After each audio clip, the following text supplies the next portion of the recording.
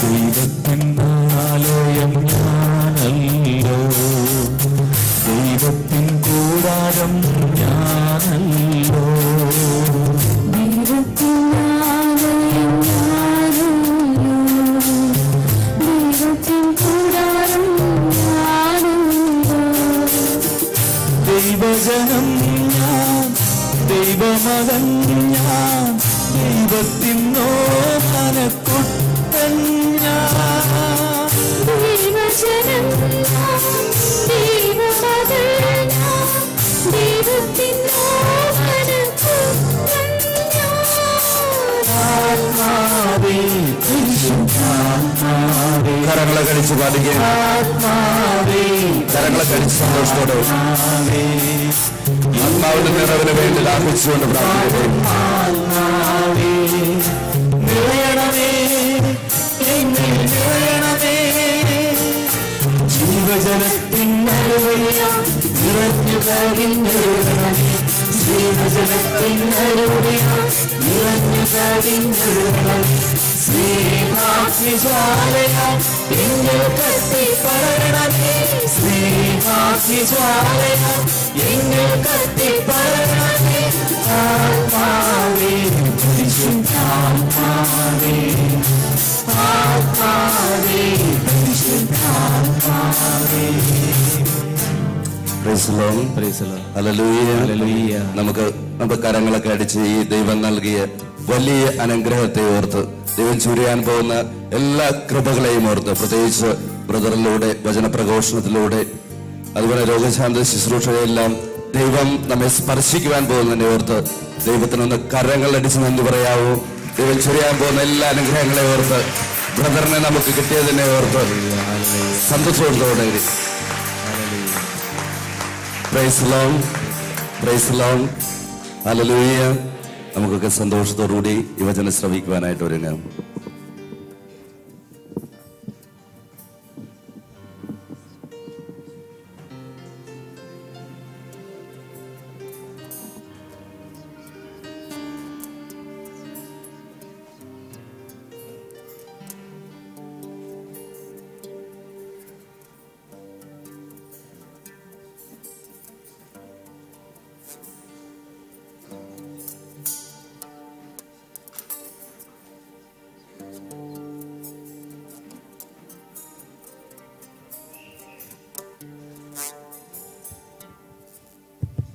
Praise the Lord.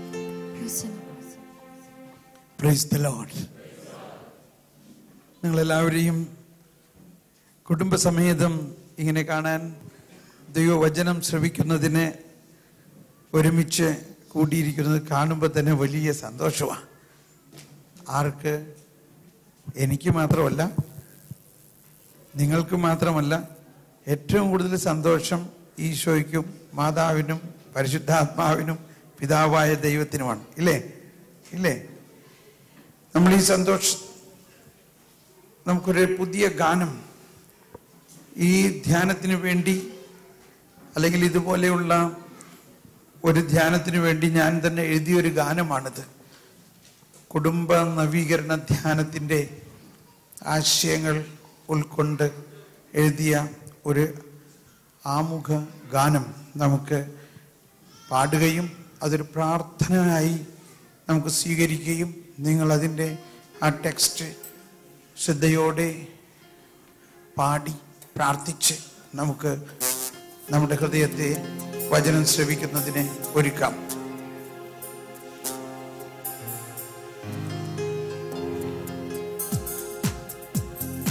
ദൈവം മനുഷ്യനെ സൃഷ്ടിച്ചത് മുതലുള്ള ഭാഗമാണ് കുടുംബം ആരംഭിക്കുന്നത്.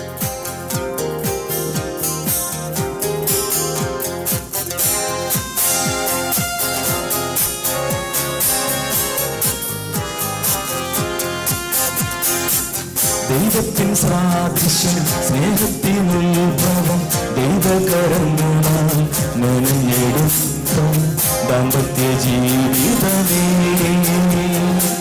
ദൈവത്തിൻ സാദൃശ്യം സ്നേഹത്തിനുത്ഭവം ദൈവകരങ്ങളാൽ മെനഞ്ഞെടുത്ത ദാമ്പത്യ ജീവിതമേ. ദൈവത്തിൻ ഛായയ സൃഷ്ടിതൻ മകുടമാ ദൈവത്തിൻ ചൈതന്യം നിറഞ്ഞതാം മധ്യമേ ദൈവത്തിൻ ഛായയ സൃഷ്ടിതൻ മകുടമാ ദൈവത്തിൻ ചൈതന്യം നിറഞ്ഞതാം മധ്യമേ ദൈവത്തിൻ സാദൃശ്യം ദൈവത്തിൻ ഉത്ഭവം ദൈവകരങ്ങളാൽ നിറഞ്ഞെടുത്ത ദാമ്പത്യ ജീവിതമേ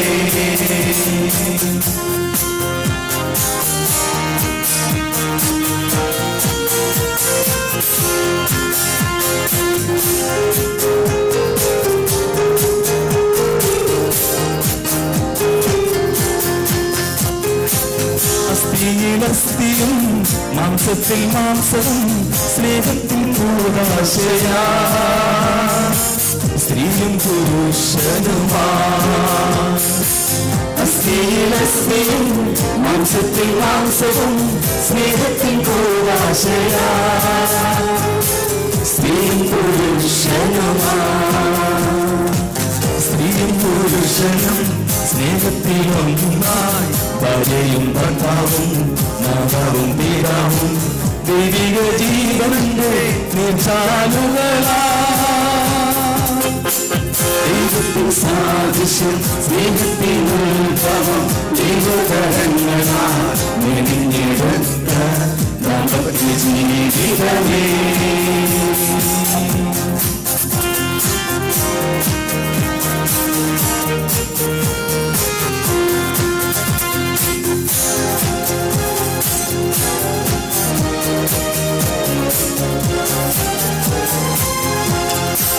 സ്നേഹവും സഹനവും ജ്ഞാനത്തിലറിയുമ്പോൾ കരുണയും വരുമയും എളിമയും ഒഴുകുമ്പോൾ സ്നേഹവും സഹനവും ജ്ഞാനത്തിൽ വരുമ്പോൾ കരുണയും കൃപയും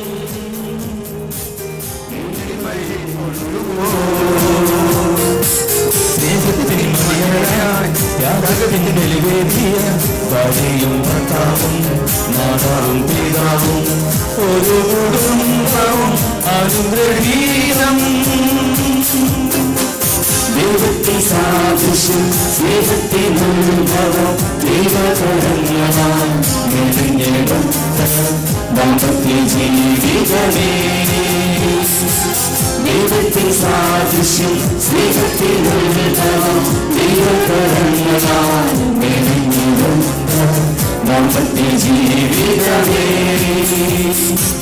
ദൈവത്തിൻ ഛായയ സൃഷ്ടിതൻ മകുടമാ ദൈവത്തിൻ ചൈതന്യം നിറഞ്ഞ ദാമ്പത്യമേ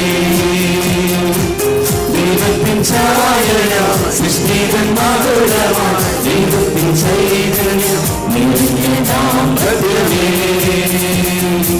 ദൈവത്തിൻ സാദൃശ്യം സ്നേഹത്തിൻ ഉത്ഭവം ദൈവകരങ്ങളാൽ മെലിഞ്ഞെടുത്ത ദാമ്പത്യ ജീവിതമേ ദൈവത്തിൻ സാദൃശ്യം സ്നേഹത്തിൻ ഉത്ഭവം ദൈവകരങ്ങളാൽ മെലിഞ്ഞെടുത്ത ദാമ്പത്യ ജീവിതമേ ദൈവത്തിൻ ഛായയ സൃഷ്ടിതൻ മകുടമാ ദൈവത്തിൻ ചൈതന്യം നിറഞ്ഞ ദാമ്പത്യമേ ദൈവത്തിൻ ഛായയ സൃഷ്ടിതൻ മകുടമാ ദൈവത്തിൻ ചൈതന്യം നിറഞ്ഞ ദാമ്പത്യമേ hallelujah hallelujah hallelujah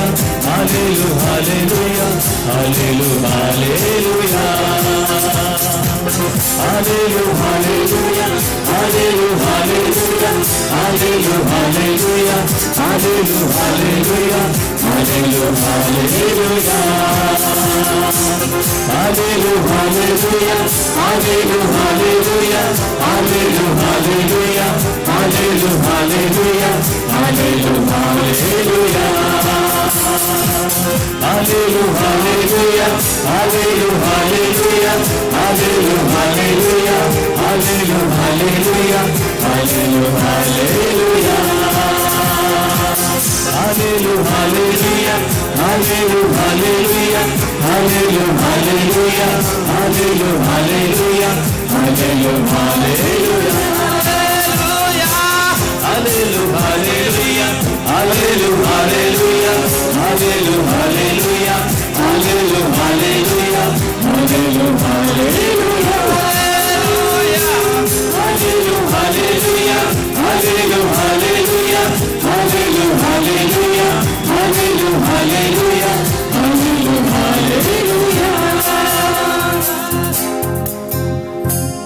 Praise the Lord.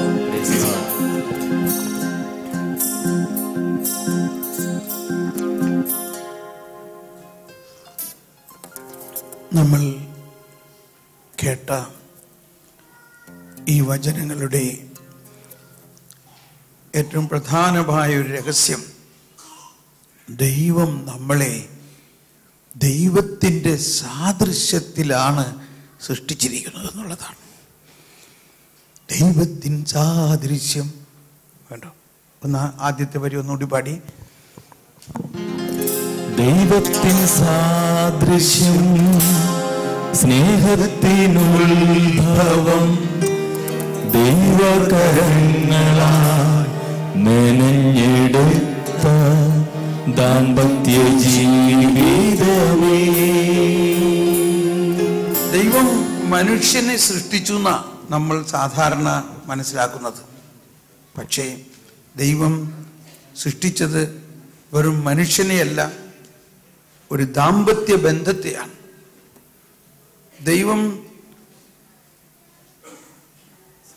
സകലവും സൃഷ്ടിച്ചു കഴിഞ്ഞിട്ട് പറഞ്ഞു, ഇനി നമുക്ക്, കണ്ടോ എന്ന് പറഞ്ഞെല്ലാവരും, ഇനി നമുക്ക്. നമ്മൾ സാധാരണ മനസ്സിലാക്കിയിരിക്കുന്നത് ദൈവം ഏകനാണെന്നാണ്, ഇല്ലേ?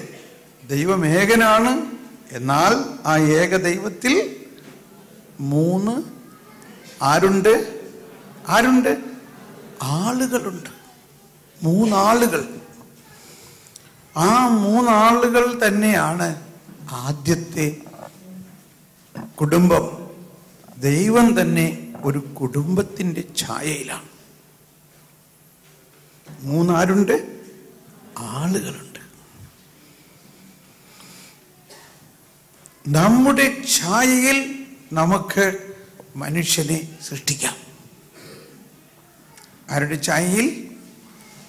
നമ്മുടെ. ഒന്ന് പറഞ്ഞേ, നമ്മുടെ. അപ്പൊ നമ്മുടെ ദൈവത്തിൻ്റെ ഏറ്റവും സ്നേഹവായ്പ് നിറഞ്ഞ വാക്കാണത്. നമുക്ക്, നമ്മുടെ. ഉൽപ്പത്തി പുസ്തകത്തിൽ 1-ാം അധ്യായം 26-ാമത്തെ വചനമാണ്.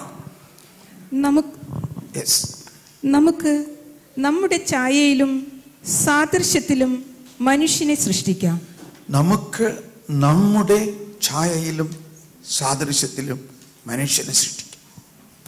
അങ്ങനെ ദൈവം ആ സൃഷ്ടി ആരംഭിച്ചപ്പോൾ, അപ്പൊ അതിൽ പ്രധാന ഒരു രഹസ്യം നമ്മൾ മനസ്സിലാക്കേണ്ടത്, എന്താണ് ഈ ഛായ, എന്താണ് ഈ സാദൃശ്യം? കഴിഞ്ഞ ധ്യാനത്തിൽ ഞങ്ങൾ കുറെ സമയമൊക്കെ എടുത്തതൊന്നും മനസ്സിലാക്കാൻ. ഇപ്പൊ നമുക്ക് സമയമില്ലാത്തതിൻ്റെ പേരിലും ഒരുപാട് പേര് കഴിഞ്ഞ ധ്യാനത്തിൽ വന്നിട്ടുള്ളവർ ഇവിടെ ഉണ്ടാകാം. എന്താണ് ആ ഛായ? എന്താണ് ആ സാദൃശ്യം? ആ ഛായ എന്ന് പറയുന്നത് ദൈവത്തിൻ്റെ തന്നെ വ്യക്തിത്വം നമുക്ക് നൽകി എന്നുള്ളതാണ്. മറ്റൊരു സൃഷ്ടിക്കും ദൈവത്തിൻ്റെ വ്യക്തിത്വം നൽകിയിട്ടില്ല. ഒരു വലിയ ആന, ചന്തമുള്ള ആന വ്യക്തിയാണോ? ഒരു കുതിര വ്യക്തിയാണോ? ഒരു ജീവിയും വ്യക്തിയല്ല. സൂര്യനും ചന്ദ്രനും വ്യക്തികളാണോ? അല്ല. അപ്പൊ ദൈവം നമ്മളെ വ്യക്തിയായിട്ടാണ് സൃഷ്ടിച്ചത്, അഥവാ വ്യക്തികളായിട്ടാണ് സൃഷ്ടിച്ചത്. ആദ്യം എന്താണ് സാദൃശ്യം എന്നവിടെ മനസ്സിലാക്കേണ്ടത്? സാദൃശ്യം, ഛായയും സാദൃശ്യം. സാദൃശ്യത്തിന്റെ അർത്ഥം ദൈവത്തെ പോലെ തന്നെ. ദൈവം ആത്മാവാണ്, ദൈവം അനശ്വരനാണ്. അനശ്വരത നമുക്ക് ദൈവം നൽകിയത് അനശ്വരവും ആത്മീയവുമായ ഒരാത്മാവിനെ നൽകി, അനശ്വരതം നൽകി. അങ്ങനെ നമ്മൾ ഓരോരുത്തരും ദൈവത്തെ പോലെ തന്നെ ആയിട്ടാണ് സൃഷ്ടിച്ചത്. ഇതാണ് ഈ ദാമ്പത്യ ബന്ധത്തിന്റെ ഏറ്റവും ഒറിജിൻ, കാതലായ രഹസ്യം. അതിൻ്റെ ഈ രഹസ്യം നമ്മൾ കണ്ടെത്തി കഴിയുമ്പോൾ നമ്മുടെ ജീവിത പങ്കാളിയെ ദൈവത്തെ പോലെ കാണാൻ നമുക്ക് സാധിക്കും. കാരണം ആ ആളെ ദൈവം അങ്ങനെയാ സൃഷ്ടിച്ചിരിക്കുന്നത്. ഇനി ഒന്ന് അങ്ങോട്ടും ഇങ്ങോട്ടും തിരിഞ്ഞു നോക്കിയേ, എങ്ങനെയുണ്ട് ആള്? ദൈവത്തെ പോലെയാണോ? ഒന്ന് നോക്ക്. ദൈവം നമ്മൾ ഓരോരുത്തരെയും സൃഷ്ടിച്ചിരിക്കുന്നത് ദൈവത്തെ പോലെ തന്നെ. മാത്രമല്ല ഈ വ്യക്തി അനശ്വരതയ്ക്ക് വേണ്ടിയാണ് ദൈവം സൃഷ്ടിച്ചിരിക്കുന്നത്. ജ്ഞാനത്തിന്റെ പുസ്തകം 2-ാം അധ്യായം 23-ാമത്തെ വചനം. ജ്ഞാനം 2-ാം അധ്യായം 23-ാമത്തെ വചനത്തിൽ പറയുകയാണ്, ദൈവം മനുഷ്യനെ അനശ്വരതയ്ക്ക് വേണ്ടിയാണ് സൃഷ്ടിച്ചിരിക്കുന്നത്. ദൈവത്തിന്റെ സാദൃശ്യത്തിൽ തന്നെയാണ് സൃഷ്ടിച്ചിരിക്കുന്നത്. നിരപരാധികൾക്കുള്ള സമ്മാനം വിലവച്ചില്ല. ദൈവം മനുഷ്യനെ അനശ്വരതയ്ക്ക് വേണ്ടി സൃഷ്ടിച്ചു. ഒന്നെല്ലാവരും കരമുയർത്തി ശബ്ദമുയർത്തി ഒന്ന് ഏറ്റുപറഞ്ഞ്, ദൈവം മനുഷ്യനെ അനശ്വരതയ്ക്ക് വേണ്ടി സൃഷ്ടിച്ചു. അനശ്വരതയ്ക്ക് വേണ്ടി സൃഷ്ടിച്ചു. തന്റെ അനന്തതയുടെ സാദൃശ്യത്തിൽ നിർമ്മിച്ചു. ദൈവം ആദത്തെ മണ്ണിൽ നിന്ന് സൃഷ്ടിച്ചിട്ട് ആ ആദത്തിലേക്ക് തൻ്റെ ഈ അനശ്വരമായ ആത്മീയത നിശ്വസിച്ചു. അങ്ങനെ ഒരു വലിയ അത്ഭുതം ആരംഭിച്ചു. എന്താണ് അത്ഭുതം? മണ്ണും വിണ്ണും ആദത്തിൽ ഒന്നായിരിക്കുന്നു എന്ന് പറഞ്ഞെല്ലാവരും, മണ്ണും വിണ്ണും ആദത്തിൽ ഒന്നായിരിക്കും. Praise the Lord.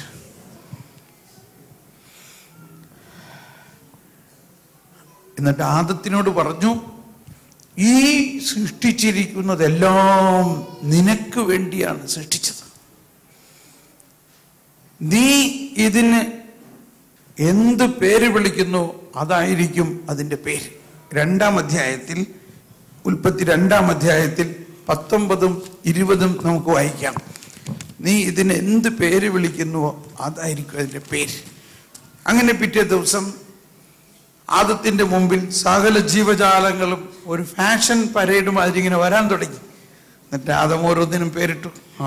നിന്റെ പേര് ആന, നിന്റെ പേര് കുതിര, നിന്റെ പേര് കഴുത. ഇങ്ങനെ ഒന്ന് വായിച്ചേ. ദൈവമായ കർത്താവ് ഭൂമിയിലെ സകല മൃഗങ്ങളെയും ആകാശത്തിലെ സകല പക്ഷികളെയും മണ്ണിൽ നിന്ന് രൂപപ്പെടുത്തി അവയ്ക്ക് മനുഷ്യൻ എന്ന് പേരിടുമെന്ന് അറിയാൻ അവിടുന്ന് അവയെ അവന്റെ മുമ്പിൽ കൊണ്ടുവന്നു.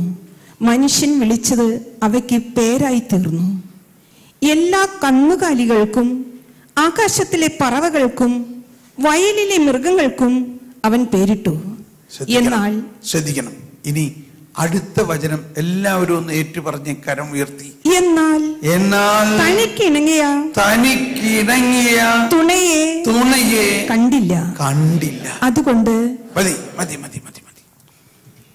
എന്താണ് അവിടെ കാണാഞ്ഞത്? തനിക്ക് ഇണങ്ങിയ ഒരു തുണയെ കണ്ടില്ല. ഇതാണ് കുടുംബത്തിന്റെ ആരംഭം. അല്ല, ഈ കന്നുകാലികളുടെ ഇടയിൽ ഇയാളോട് പറഞ്ഞത് ഈ കന്നുകാലികൾക്കെല്ലാം പേരിടാനല്ലേ പറഞ്ഞത്? പക്ഷേ അയാളുടെ അകത്ത് വേറൊരു പരിപാടി, അയാളുടെ അകത്ത് ഒരു അന്വേഷണം. ഇതിൻ്റെ ഇടയിൽ നമുക്ക് പറ്റിയ ആള് ആരെങ്കിലും ഉണ്ടോ? അതല്ലേ? അതിനിടയിൽ അന്വേഷിച്ചു. എന്തന്വേഷിച്ചു? തനിക്ക് ഇണങ്ങിയ തുണ ഉണ്ടോ? ഇത് തന്നെയായിരുന്നു നമ്മുടെയൊക്കെ അവസ്ഥ, ഇല്ലേ? നമ്മൾ ഏതാണ്ട് 10ാം ക്ലാസ് മുതൽ ഇത് തന്നെ അന്വേഷിക്കാൻ തുടങ്ങിയതാ. കണ്ടില്ല. കോളേജിൽ വെച്ച് നോക്കാൻ തുടങ്ങി, കണ്ടില്ല. പിന്നെ ജോലി സ്ഥലത്ത് വന്നപ്പോൾ നോക്കാൻ തുടങ്ങി, കണ്ടില്ല. പിന്നെ പറഞ്ഞ് ഞാൻ അന്വേഷിച്ചിട്ടൊന്നും കാണണില്ല. 15 ദിവസത്തെ ലീവേ ഉള്ളൂ, അപ്പനും അമ്മയും അന്വേഷിച്ചോളണം. പെണ്ണ് കാണലും വിരുന്നും മനസ്സമ്മതവും കല്യാണവും എല്ലാം 15 ദിവസത്തിനകത്ത് നടത്തിയാണ്. എനിവേ, എന്താ അതിൻ്റെ അർത്ഥം? എന്തുകൊണ്ട് ആദത്തിന് ഈ ജീവജാലങ്ങളുടെ ഇടയിൽ തനിക്ക് ഇണങ്ങിയ ഒരു തുണയെ കാണാൻ സാധിച്ചില്ല? ഇപ്പൊ ചിലര് ചിന്തിക്കണോ, ബൈബിൾ ഉണ്ടായിരുന്നെങ്കിൽ ഒന്ന് നോക്കായിരുന്നു, അങ്ങനെ എഴുതിയിട്ടുണ്ടോ അതിനകത്ത്? അതുകൊണ്ടാ ബൈബിൾ കൊണ്ടുവരണമെന്ന് പറഞ്ഞത്. എന്ത് മനോഹരമായൊരു വചനമാണത്, അല്ലേ? തനിക്കിണങ്ങിയ ഒരു തുണയെ, തൻ്റെ പ്രാണനെ, തൻ്റെ. അപ്പൊ ആദത്തിന്റെ അവസ്ഥ ഒന്ന് ചിന്തിക്കുക. ആദത്തിന്റെ ഹൃദയത്തിൽ ഒരു വാക്വം, ഒരു കുറവ്. ഞാൻ പൂർണ്ണനല്ലല്ലോ. എന്നെ ദൈവം സൃഷ്ടിച്ചെങ്കിലും എന്നെ അങ്ങ് മുഴുവൻ സംതൃപ്തിയും സന്തോഷവും തന്നില്ലല്ലോ. എനിക്കൊരു കുറവുണ്ടല്ലോ. എൻ്റെ മറുഭാഗം വേറെ എവിടെയോ ആണല്ലോ. എൻ്റെ ബെസ്റ്റ് ഹാഫ്, ഇല്ലേ? എൻ്റെ പങ്കാളി. ഈ കന്നുകാലികൾക്കെല്ലാം പങ്കാളികളെ കൊടുത്തേക്കണം. പക്ഷെ എനിക്ക് അതുപോലെ എൻ്റെ ജീവന്റെ ഒരു ഭാഗത്തെ കാണുന്നില്ലല്ലോ. 2-ാം അധ്യായം 18-ാമത്തെ വചനത്തിൽ പറയുന്നുണ്ട്. 2-ാം അധ്യായം, ദൈവമായ കർത്താവ് അരുളി ചെയ്തു, മനുഷ്യൻ ഏകനായിരിക്കുന്നത് നന്നല്ല. മനുഷ്യൻ ഏകനായിരിക്കുന്നത് നന്നല്ല. അവന് ചേർന്ന ഇണയെ ഞാൻ നൽകും. സൃഷ്ടിയുടെ പുസ്തകത്തിൽ ആദ്യ വചനങ്ങളിലെല്ലാം നമ്മൾ വായിച്ചറിയാം. അവൻ, കർത്താവ് ആകാശവും ഭൂമിയും സൃഷ്ടിച്ചു. അതിനുശേഷം ഒന്ന് നോക്കി, വളരെ മനോഹരമായിരിക്കുന്നു, നന്നായിരിക്കുന്നു, ഇല്ലേ? ഇങ്ങനെ ഒരുപാട് സ്ഥലത്ത് പറഞ്ഞിട്ടുണ്ട്. പിന്നെ ദൈവം സസ്യങ്ങളും ചെടികളും കായ് തരുന്ന വൃക്ഷങ്ങളും എല്ലാം സൃഷ്ടിച്ചു. സായാഹ്നമായപ്പോൾ നോക്കി, നന്നായിരിക്കുന്നു. ഓരോ ദിവസവും ദൈവം സൃഷ്ടിച്ചതിനെ നോക്കി നോക്കി പറഞ്ഞു, നന്നായിരിക്കുന്നു. പക്ഷേ മനുഷ്യനെ സൃഷ്ടിച്ചിട്ട് എന്താ പറഞ്ഞേ? ഇത് നന്നായിട്ടില്ല, ഇല്ലേ? അതിലെ വായിച്ചത്. അവന് നോക്കിയിട്ട് പറഞ്ഞു, ഇവൻ എന്താ അവൻ അവിടെ നന്നായിരിക്കാത്തത്? ഇവൻ ഏകനായിരിക്കുന്നത് നന്നല്ല. അതുകൊണ്ട് ദൈവമായ കർത്താവ് മനുഷ്യനെ ഗാഢനിദ്രയിൽ ആഴ്ത്തി. ഓക്കെ, മതി. അപ്പോൾ ഈ ഒരു പോയിന്റ് നമ്മൾ മനസ്സിലാക്കി കഴിയുമ്പോൾ, ദൈവം തൻ്റെ മനുഷ്യന്റെ ജീവിതത്തിന്റെ പൂർണ്ണത കൊണ്ടുവരുന്നത് സ്ത്രീയും പുരുഷനും ഒന്നായപ്പോൾ മാത്രമാണ്. ഇതാണ് സൃഷ്ടിയെക്കുറിച്ച് തന്നെ നമുക്ക് മനസ്സിലാക്കേണ്ട ഒരു രഹസ്യം. നമ്മുടെ മനുഷ്യ ജീവിതത്തിന്റെ ഉത്ഭവത്തെക്കുറിച്ച് മനസ്സിലാക്കേണ്ട രഹസ്യം. കൂദാശ എന്ന വാക്കിന്റെ അർത്ഥം എന്താണ്? കൂദാശ ആരെങ്കിലും ഒന്ന് പറയാമോ? കൂദാശ, കൂദാശ എന്നാൽ എന്താവുന്നു? തിരുവർക്കം പറഞ്ഞേ. Very good. ഒന്ന് കൈയടിച്ച് എല്ലാവരും. കണ്ടോ? അദൃശ്യമായ ദൈവ കൃപയുടെ ദൃശ്യമായ അടയാളമാണ് കൂദാശ. എന്ന് പറഞ്ഞെല്ലാവരും, അദൃശ്യമായ ദൈവ കൃപയുടെ ദൃശ്യമായ അടയാളമാണ് കൂദാശ. ഇവിടെ മനുഷ്യനെ സൃഷ്ടിച്ചപ്പോൾ, ആദത്തെയും ഹവ്വയെയും സൃഷ്ടിച്ചപ്പോൾ, ദൈവത്തിന്റെ സാദൃശ്യത്തിൽ സൃഷ്ടിച്ചപ്പോൾ, ഈ അദൃശ്യമായ ദൈവ കൃപ ദൃശ്യമായി അവരിൽ കണ്ടോ ഇല്ലയോ? കണ്ടോ. അതാണ് വാസ്തവത്തിൽ ജോൺ പോൾ രണ്ടാമൻ മാർപ്പാപ്പയുടെ വളരെ പ്രസിദ്ധമായ തിയോളജി ഓഫ് ദ ബോഡി എന്ന സിദ്ധാന്തത്തിന്റെ രഹസ്യത്തിൽ അദ്ദേഹം പറയുന്നതാണ്, വാസ്തവത്തിൽ ആദ്യത്തെ കൂദാശ തന്നെ ദൈവം മനുഷ്യനെ ദൈവത്തിന്റെ അദൃശ്യമായ ആ കൃപാവരം നൽകിക്കൊണ്ട് ദൃശ്യമായ മനുഷ്യ വ്യക്തിയായിട്ട് സൃഷ്ടിച്ചു. അപ്പോൾ ഇത്രയും ഒരുപക്ഷെ മനസ്സിലാക്കാൻ ബുദ്ധിമുട്ടുണ്ടെങ്കിലും ഇത് ഹൃദയത്തിൻ്റെ ഒരു മൂലയിൽ വെച്ചുകൊണ്ട് നമ്മൾ ഈ ധ്യാനത്തിലേക്ക് പ്രവേശിക്കാം.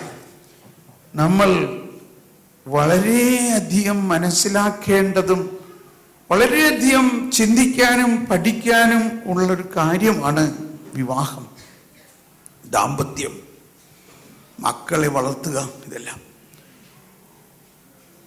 വിവാഹമെന്ന കൂദാശ ഒരു വലിയ രഹസ്യമാണ്. അതൊരു ഉടമ്പടി ബന്ധമാണ്. ആ ഉടമ്പടി ബന്ധം എന്ന് പറഞ്ഞാൽ ദൈവത്തിന്റെ തന്നെ ഉടമ്പടിയുമായിട്ട് ബന്ധപ്പെട്ടിരിക്കുന്ന ഒന്നാണ്. എന്താണ് ഉടമ്പടി എന്ന് പറഞ്ഞാൽ? ഉടമ്പടി ബന്ധം എന്ന് പറഞ്ഞാൽ ഒരു കോൺട്രാക്ട് അല്ല. ഒരു കോൺട്രാക്ട് എന്ന് പറഞ്ഞാൽ ഈ ബിൽഡിംഗ് പണിയാൻ കോൺട്രാക്ട് കൊടുത്തു, പണി കഴിഞ്ഞപ്പോൾ കോൺട്രാക്ട് തീർന്നു. ഉടമ്പടി എന്ന് പറഞ്ഞാൽ ഞാനും എൻ്റെ ഭാര്യയും ഉടമ്പടി ബന്ധത്തിൽ ഏർപ്പെട്ടിരിക്കുന്നു എന്ന് പറഞ്ഞാൽ ബൈബിളിൽ ആദ്യം മുതലുള്ള വലിയ ഒരാശയമാണ് ഉടമ്പടി. ഉടമ്പടി ബന്ധത്തിൽ ഏർപ്പെട്ടു എന്ന് പറഞ്ഞാൽ ഞാൻ എൻ്റെ ജീവൻ എൻ്റെ ഭാര്യയ്ക്ക് നൽകുന്നു, അവളുടെ ജീവൻ അവൾ എനിക്ക് നൽകുന്നു. ഈ രണ്ട് ജീവനും ദൈവത്തിലൂടെ ഒന്നായി ചേർന്നിരിക്കുന്നു. അതാണ് ഉടമ്പടി ബന്ധം. ക്രിസ്തീയ വിവാഹം ഒരു ഉടമ്പടി ബന്ധമാണ്. ആ ഉടമ്പടി ഒരു കോൺട്രാക്റ്റ് അല്ല. ജീവൻ കൈമാറുകയും ജീവൻ പരസ്പരം കലരുകയും ദൈവിക ശക്തിയിലൂടെ ദൈവത്തിന്റെ കൃപാവരത്തിലൂടെ അതൊന്നാകുകയും ചെയ്തിരിക്കുകയാണ്. ഇനി ഒരു ശക്തിക്കും അതിനെ അകറ്റാൻ സാധ്യമല്ല എന്നതാണ് ആ ഉടമ്പടിയുടെ രഹസ്യം. It is A irrevocable covenant. അത് ഒരിക്കലും തിരിച്ചെടുക്കാൻ പറ്റാത്ത ഉടമ്പടിയാണ്. അതുകൊണ്ടാണ് ഈശോ തന്നെ വിവാഹത്തെക്കുറിച്ച് മത്തായിയുടെ സുവിശേഷത്തിൽ 19-ാം അധ്യായത്തിൽ 6-ാമത്തെ വചനത്തിൽ പറയുന്നുണ്ട്, അവർ രണ്ടല്ല, അവർ ഒന്നാണ്. മത്തായിയുടെ സുവിശേഷം 19-ാം അധ്യായം, അതിലെ പറഞ്ഞ് 19-ാം അധ്യായത്തിൽ 6-ാമത്തെ വചനത്തിൽ മുതൽ പറയുകയാണ്, തന്മൂലം പിന്നീട് ഒരിക്കലും അവർ രണ്ടല്ല, ഒറ്റ ശരീരമായിരിക്കും.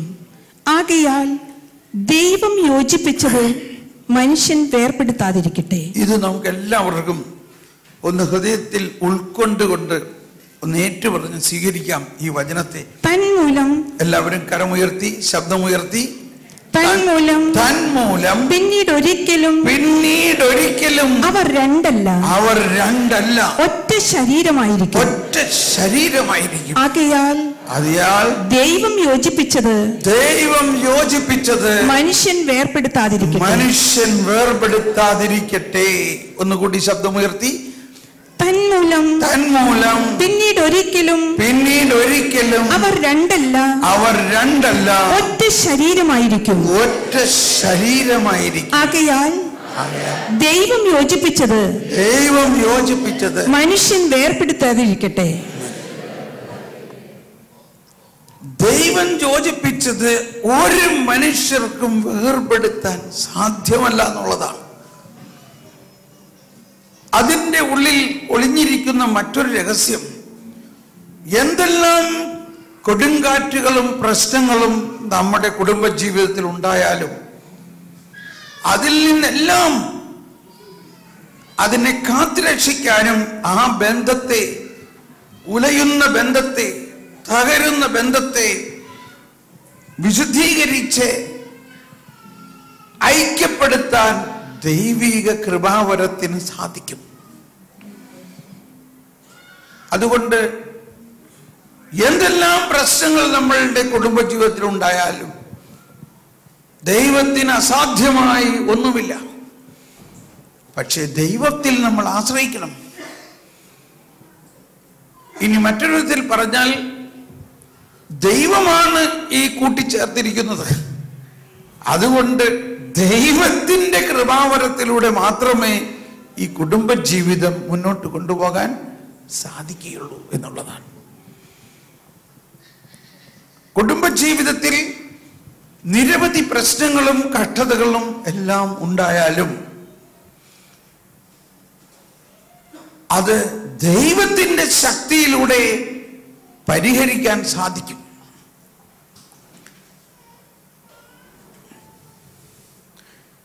ക്രിസ്തീയ സമാധാനം എന്ന് പറയുന്നത് എല്ലാ പ്രശ്നങ്ങളും ഒഴിവാക്കുന്ന ഒരു സമാധാനമല്ല, പ്രശ്നങ്ങളില്ലാത്ത ഒരു കുടുംബ ജീവിതമല്ല.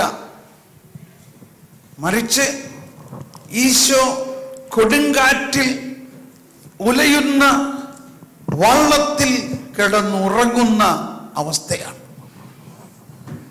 ഈശോയും ശിഷ്യന്മാരും വള്ളത്തിൽ കയറി അക്കരയ്ക്ക് പോവുകയാണ്. നടുക്കടലിലെത്തിയപ്പോൾ വലിയ കൊടുങ്കാറ്റ്. ഈശോ ആണെങ്കിൽ സുഖമായിട്ട് ഉറക്കം, തലയിണ വെച്ച് വള്ളത്തിൽ കിടന്നുറങ്ങുന്നു. എന്താ അതിൽ നിന്ന് നമ്മൾ പഠിക്കേണ്ടത്? ഈശോ വള്ളത്തിൽ തലയിണ വെച്ച് കിടന്നുറങ്ങുന്നു, എന്നാൽ വലിയ കൊടുങ്കാറ്റിൽ വള്ളം ഉലയുന്നു, തിരമാലകൾ ആർത്തിരമ്പുന്നു. ഈശോയ്ക്ക് ഒരു പ്രശ്നവുമില്ല, നല്ല ഉറക്കം തന്നെ. അവസാനം ഇതാ വള്ളത്തിൽ വെള്ളം കയറുന്നു, വള്ളം അപകടത്തിൽ, വള്ളം മുങ്ങാൻ പോകുന്നു. അപ്പോഴും ഈശോ ഉറക്കം തന്നെ. അത്തരത്തിലുള്ളൊരു സമാധാനമാണ് ദൈവം നമുക്ക് തരുന്നത്.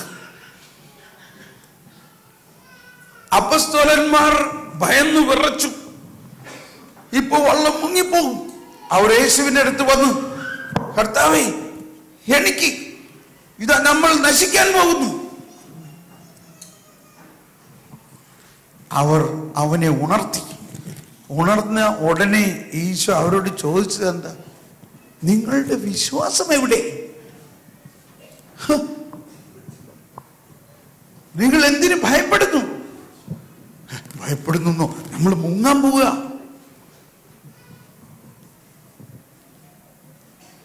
ഈശോ കൈ ഉയർത്തി ഒരു വാക്ക് പറഞ്ഞു. എന്താണ് ആ വാക്ക്? ഒന്നെല്ലാവരും പറഞ്ഞ്, ഉച്ചത്തിൽ പറഞ്ഞ്, ശാന്തമാകൂ എന്ന് പറഞ്ഞപ്പോൾ കാറ്റും കോളും കടലും ശാന്തമായി. ഇതാണ് കുടുംബം. കുടുംബ ജീവിതത്തിൽ തിരമാലകൾ ഉണ്ടാകും, കാറ്റും കോളും ഉണ്ടാകും. ഇത് യേശുവിൻ്റെ സാധാരണ ശൈലിയ പറയണേറ്റ്. കാറ്റും കോളും, തിരമാലകൾ, വെള്ളപ്പൊക്കം, മഴ. മലയിലെ പ്രസംഗത്തിന്റെ അവസാനം അത് സംശീകരിച്ചുകൊണ്ട് ഈശോ പറഞ്ഞു. മത്തായിയുടെ സുവിശേഷം 7-ാം അധ്യായം 24-ാമത്തെ വചനം. മത്തായിയുടെ സുവിശേഷം 7-ാം അധ്യായം 24-ാമത്തെ വചനത്തിൽ പറയുകയാണ്, എന്റെ ഈ വചനങ്ങൾ ശ്രവിക്കുകയും അവ അനുസരിക്കുകയും ചെയ്യുന്നവൻ പാറമേൽ ഭവനം പണിത വിവേകവതിയായ മനുഷ്യന് തുല്യമായിരിക്കും. കണ്ടിന്യൂ. മഴ പെയ്തു, വെള്ളപ്പൊക്കമുണ്ടായി, കാറ്റൂതി, അത് ഭവനത്തിന്മേൽ ആഞ്ഞടിച്ചു, എങ്കിലും അത് വീണില്ല. എന്തുകൊണ്ടെന്നാൽ അത് പാറമേൽ സ്ഥാപിതമായിരുന്നു. എന്റെ ഈ വചനങ്ങൾ കേൾക്കുകയും എന്നാൽ അത് അനുസരിക്കുകയും ചെയ്യുന്നവൻ, അനുസരിക്കാതിരിക്കുകയും ചെയ്യുന്നവൻ മണൽപ്പുറത്ത് ഭവനം പണിത ഭോഷന് തുല്യമായിരിക്കും.